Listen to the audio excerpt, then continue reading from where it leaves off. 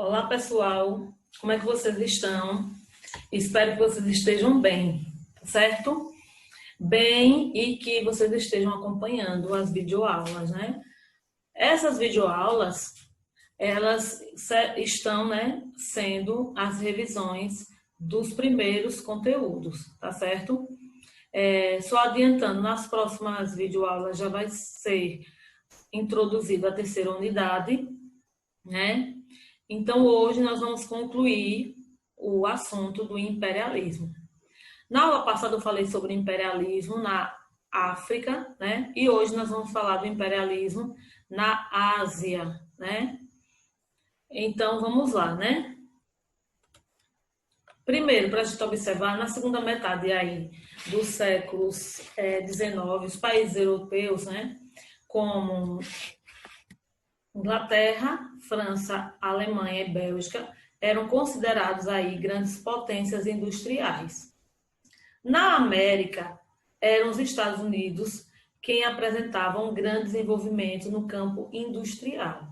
Então, todos esses países, eles exerceram atitudes, né, imperialistas. A gente já observou na aula passada alguns desses termos, por isso que eu não vou me atentar muito. Então, eles estavam interessados em formar grandes impérios econômicos, levando as suas áreas de influência para outros continentes, né? Aqui a gente deu destaque, né, essa imagem na moeda estadunidense, essa de 1890, e a moeda inglesa de 1900.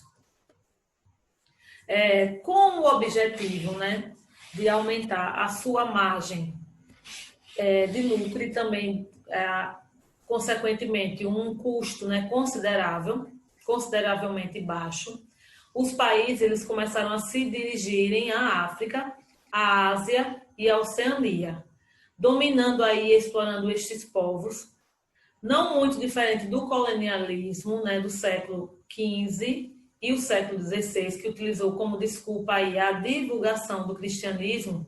O neocolonialismo do século XIX usou o argumento, né, de levar o progresso da ciência e da tecnologia para o mundo. Então, aqui é uma chave, né, que vocês vão observar que eles estão a todo momento dividindo aí a África. Então, vamos ao diálogo aqui. Vamos ver como é que a gente divide isso, né? Aí o outro fala, essa região aqui é minha, eu vi primeiro. Eu quero uma onde passa o rio. Se for pedir demais, gostaria de uma com muitas montanhas. Então, aqui também outra representação também de como eles queriam, né, a parte, né, desse continente, né, do continente africano. Então, cada chefe de governo aí tentando arrancar a todo custo um pedacinho, né, desse continente. Então, na verdade, o que estes países realmente eles queriam era o reconhecimento industrial, não só industrial, mas internacional. E para isso, eles foram em busca de locais onde pudessem encontrar matérias-primas, né? Matérias-primas essas fortes de energia. E os países escolhidos foram colonizados e seus povos foram desrespeitados. Um exemplo desse desrespeito foi o ponto culminante da dominação neocolonialista, né, quando os países europeus eles dividiram entre si o território africano e o território asiático, sem querer levar em conta as diferenças aí étnicas, culturais desse povo. Né? Houve essa divisão e eles não respeitaram aí. A busca era só fortemente por energia, né? Por essas matérias-primas que estavam nesses continentes. Então, aí, se vocês observarem, é alguma imagem, a imagem dos ingleses na Índia, os ingleses lê cartas, né, servidos por indiano, e outra representação também aí abaixo, ele sendo carregado. Então, entre novembro de 1884 e fevereiro de 1885, foi realizado, né, o Congresso de Berlim. Nesse encontro, os países europeus imperialistas organizaram e estabeleceram regras para a exploração da África. Na divisão territorial que fizeram, a cultura e as diferenças étnicas dos povos africanos não foram respeitadas. Aí tem uma representação onde diz: em nome da civilização, progresso e cristianismo, os povos africanos foram explorados. Então, eles exploraram e ainda justificaram essa exploração em nome aí de um progresso, né? Da questão do envolvimento do cristianismo, que eles podiam ser explorados. Aqui é outra gravura bastante importante e que sempre aparece em livros didáticos, uma gravura europeia do século XIX, que mostra aí o chinês desesperado com a divisão torta aí, né, da China entre os imperialistas. A partir da esquerda, a Inglaterra, a Alemanha, a Rússia e a França e o Japão. E ele ali desesperado porque está tendo essa divisão, né? Aqui também a divisão entre países, né? Se vocês observarem, portugueses, amarelos, os italianos ficaram uma parte menor, mas os outros países que têm a configuração, as cores, vão identificar aí como ficou essa divisão. Que é outra gravura também, como eles começaram aí a intensificar essa exploração, né, devido ao fato de possuir ao mesmo interesse os colonos, né? Os colonizadores lutavam entre si para se sobressair comercialmente. O governo dos Estados Unidos, que já colonizava a América Latina, ao perceber essa importância de Cuba no mercado mundial, ele invadiu o território, que até então era dominado pela Espanha, e após este confronto, as tropas espanholas tiveram que ceder o lugar às tropas norte-americanas. Em 1898, essas tropas espanholas elas foram novamente vencidas pelos norte-americanas, e dessa vez a Espanha teve que ceder aí as Filipinas aos Estados Unidos. Mais uma característica aqui, né? Os Estados Unidos, né, como se fosse guiando aí, e o que estava sendo explorado já pressentindo aí essa exploração, o que é que vinha acontecer. Aqui outra gravura, que é bastante característica, que é a política do Big Sty, que era o grande porrete, retratado aí no imperialismo norte-americano na América Latina. Ou seja, era um governo que era muito massacrante, né? Que era governado assim, a forma de um porrete, de algo bem ruim. Outro ponto, né, importante a se estudar sobre o neocolonialismo é a entrada aí dos ingleses na China, que foi ocorrida, né, com a derrota dos chineses durante a Guerra do Ópio, isso em 1840 até 1842. Essa guerra ela foi iniciada pelos ingleses após as autoridades chinesas, que já sabiam do mal causado por esta substância, terem queimado uma embarcação inglesa repleta de ópio. Então, o ópio, né, era uma droga filtrada pelos ingleses para enfraquecer o povo chinês. E a papoula, que era a matéria-prima desse ópio, que aí é onde é retirado, né, o ópio que vem dessa flor aí, a papoula.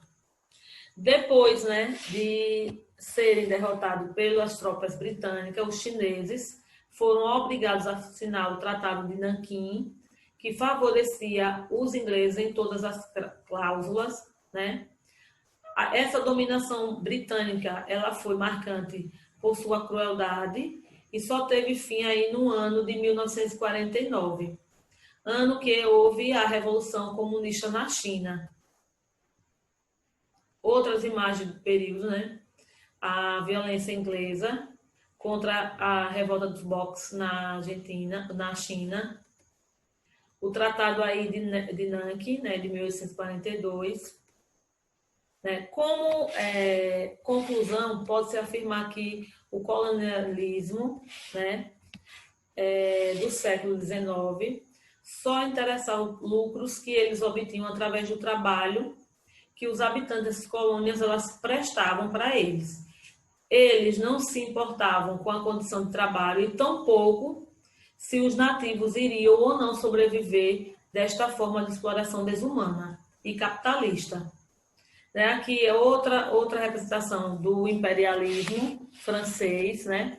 Um homem europeu com a missão aí de civilizar a Ásia e a África. Essa atitude ela levou aí uma desarticulação das sociedades asiáticas e africanas e a submissão ao poder imperialista europeu.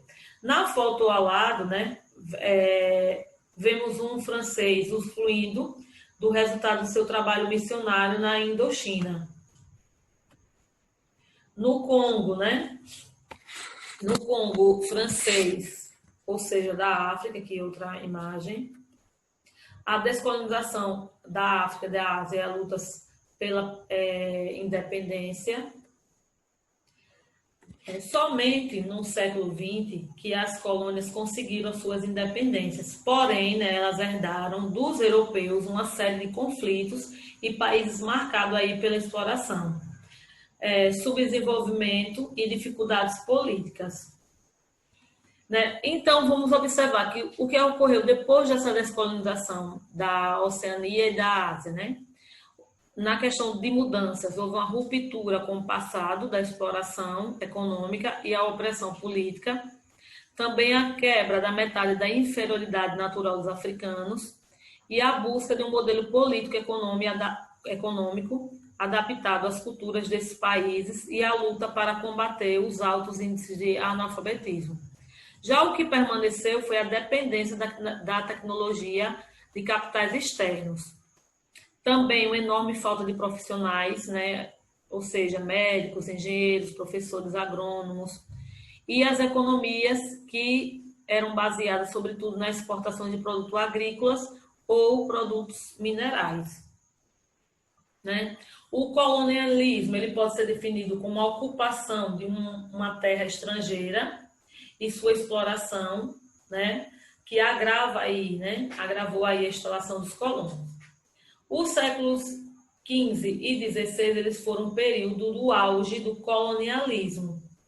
Os europeus, principalmente portugueses e espanhóis, colonizaram o continente americano e nesse processo o objetivo principal dos países colonizados era a exploração aí de recursos naturais e recursos minerais. Né? Já o neocolonialismo ele foi iniciado, né, por essas potências, a fim de encontrar novas possibilidades de obtenção de matérias-primas como carvão e o petróleo. Os produtos também alimentícios que faltavam em seus territórios. Havia ainda outros interesses, como a expansão do mercado consumidor, devido aí ao aumento da produção gerado pela Revolução Industrial. Aqui, se vocês observarem qual era a área, né, principal de dominação do colonialismo, a América, já o neocolonialismo era da África e da Ásia e Oceania. Na fase do capitalismo, teve capitalismo mercantilista, comercial, já no neocolonialismo, houve capitalismo financeiro industrial. Quem patrocinou o colonialismo foram a burguesia comercial, estados metropolitanos e europeus, e o neocolonialismo foi a burguesia financeiro-industrial dos estados da Europa, América do Norte, né, com os Estados Unidos, Ásia e Japão. Os objetivos econômicos eram a garantia de mercados consumidor para a produção econômica europeia, garantia de exploração de produtos coloniais, como artigos tropicais e metais preciosos. Já no neocolonialismo, tinha reserva de mercados para a produção industrial, garantia de fortalecimento, de fornecimento de matérias-primas como carvão, ferro, petróleo e metais não fervosos. E também havia o controle dos mercados externos para investimento de capitais de excedentes. O que é que justificava essa ideologia no colonialismo? A expansão da fé cristã. Já no neocolonialismo, a justificativa era uma missão civilizadora de espalhar o progresso técnico-científico pelo mundo. E aí a gente vai observar, né, o imperialismo, que era a disputa entre as potências industrializadas por territórios na África, Ásia e Oceania. Havia imposição das ideias europeias sobre as raças consideradas inferiores. Também é importante essa aculturação, né? Os países imperialistas dominaram, exploraram e agrediram os povos de quase todo o planeta, e a política imperialista provocou muitos conflitos. Aí vocês estão observando alguns representantes, né? Camarões, Argélia, o Egito, Congo, a Líbia e a África do Sul. Houve também a Conferência de Berlim, que era uma reunião entre as potências imperialistas com o objetivo de definir regras de partilha da África. Então, espero que vocês tenham entendido, né, esse conteúdo, que ele foi dividido em 2 videoaulas. E agora vocês peguem o livro de vocês, né, a atividade da página 346, para que nós possamos fazer a correção, tá certo? Então, vamos lá. Então, inicia na 6ª questão. Observa as 2 fotografias que abordam o contexto da ascensão dos regimes totalitários da Itália e da Alemanha. Depois escreva um pequeno texto sobre o que isso ocorreu em cada um dos países e que aspectos do regime aparecem retratados nas imagens. Então, na primeira imagem, tem uma imagem de Mussolini discursando em Roma, na Itália, isso de 1936. Então, na Itália, né, o fascismo era considerado por um governo centralizado na figura de um líder, com poderes autoritários e totais sobre a nação. Algumas características principais do fascismo eram investimentos em militarização, expansionismo territorial, centralização política, perseguição aos opositores, xenofobia e manipulação das massas, como é o caso da fotografia acima. Já a outra fotografia, a fotografia de Hitler durante a visita, né, à Alemanha em 1932. Na Alemanha, o nazismo apresentava muitas características similares aos do fascismo, como a militarização também, o expansionismo autoritário e o governo centralizado, além de um extremismo no que se refere ao nacionalismo antissemitista. E na fotografia vemos um aspecto característico também, que era a construção da imagem de um líder carismático e forte. Na 7ª questão, alguns acontecimentos envolvendo a Segunda Guerra Mundial elas foram decisivas para o conflito. Coloque os fatos em seguir, em ordem correta, que eles aconteceram, e escreva qual foi sua importância no conflito. Então, o primeiro está assim, ataque de Pearl Harbor, né? Então, vamos para o primeiro, né? Para a gente fazer a sequência lógica. O primeiro acontecimento foi a formação do eixo Roma, Berlim e Tóquio, que foi o quê? Acordos firmados entre Itália, Alemanha e Japão. Esse foi o primeiro acontecimento. O segundo acontecimento foi a expansão territorial nazista, que foram sucessivas vitórias nazistas sobre o território europeu. A terceira característica foi a Operação Barbarossa, que foi um plano de ataque nazista na União Soviética. O quarto acontecimento foi o ataque a Pearl Harbor, que foi um ataque japonês à ilha estadunidense. O quinto acontecimento foi o dia D, que foi a chegada dos aliados à Normândia para retomar o território francês do nazismo. E o sexto e último acontecimento foi a criação da ONU. Então, foi uma organização internacional criada pela manutenção do país, da paz e dos direitos humanos. Então, terminamos aqui a correção. Só lembrando a vocês que na próxima videoaula a gente já vai estar em contato com o módulo 3. né? Mas isso aí eu vou deixar bem. Vou fazer mais uma. Vou relembrar logo no início do outro videoaula, tá certo? Então a gente encerrou o módulo 2. Podem guardar, né? Guardem no local que vocês lembrem, porque quando a gente retomar presencialmente, eu vou pegar o módulo para a gente fazer as devidas correções e até para saber quem estava realizando ou não as atividades, tá certo? Então, até a próxima videoaula. Fique em casa e se cuide.